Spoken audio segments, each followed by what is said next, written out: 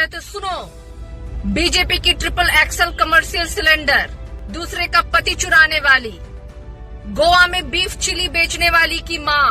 पति चोर ईरानी। दरअसल इस समय सोशल मीडिया प्लेटफॉर्म एक्स में बीजेपी प्रवक्ता स्मृति ईरानी को लेकर पति चोर ईरानी खूब तेजी से ट्रेंड कर रही है। दरअसल कहा जाता है कि स्मृति ईरानी ने अपनी सहेली की पति से शादी की थी और ये बात इस समय क्यों ट्रेंड कर रही है, आइए इस बारे में थोड़ा विस्तार से समझते हैं। कुछ समय पहले बिहार के लाल लल्लू प्रसाद यादव ने एक रैली के दौरान देश के प्रधानमंत्री नरेंद्र मोदी जी के परिवार को लेकर एक विवादीय बयान दिया था। यहाँ तक कि बिहार के लाल लालू प्रसाद यादव ने यहाँ तक कह दिया था कि नरेंद्र मोदी जो है वो हिंदू ही नहीं है, क्योंकि अगर वो हिंदू धर्म के होते तो वो अपने माता जी के देहांत पर अपना सिर के बाल जरूर मुंडवाते, लेकिन उन्होंने ऐसा कुछ नहीं किया। मोदी जी सिर्फ और सिर्फ धर्म की राजनीति करते हैं। प्रधानमंत्री का कोई परिवार नहीं है, लेकिन जब भी वो आते हैं तो परिवार पर तंज कस के चले जाते हैं। लेकिन जब परिवार होगा तब भी तो कोई उन पर बात करेगा, और आपका तो कोई परिवार ही नहीं है। जिसके बाद से बीजेपी की ओर से एक अलग ही राजनीति देखने को मिला है। कई बीजेपी नेताओं ने लल्लू प्रसाद यादव पर भी पलटवार करना चालू कर दिया था, और बीजेपी के केंद्रीय मंत्री स्मृति ईरानी ने भी अपनी एक भाषण के दौरान लल्लू प्रसाद यादव को चोर कह दिया था। उसके बाद से ही लल्लू प्रसाद यादव को समर्थन करने वाले कई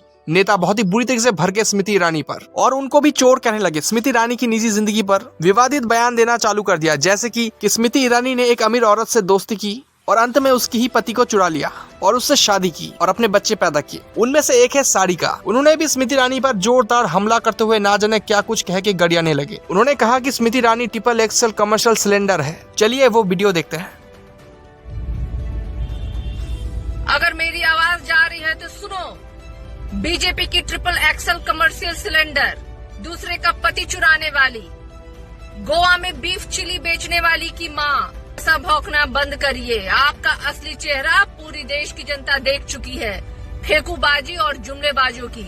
और ऐसे पति चुराने वालों के चेहरे पे बिहार की जनता कालिक पोतने के लिए तैयार बैठी हुई है। इसलिए अपने अकड़ को औकात में रख करके बात कीजिए और मर्यादा में रख करके आप हमारे राष्ट्रीय अध्यक्ष के बारे में बात बोलिए, वरना बिहार की जनता 2024 में आपके चेहरे पे भी और आपके आका के चेहरे पे भी कालिक पोतेगी।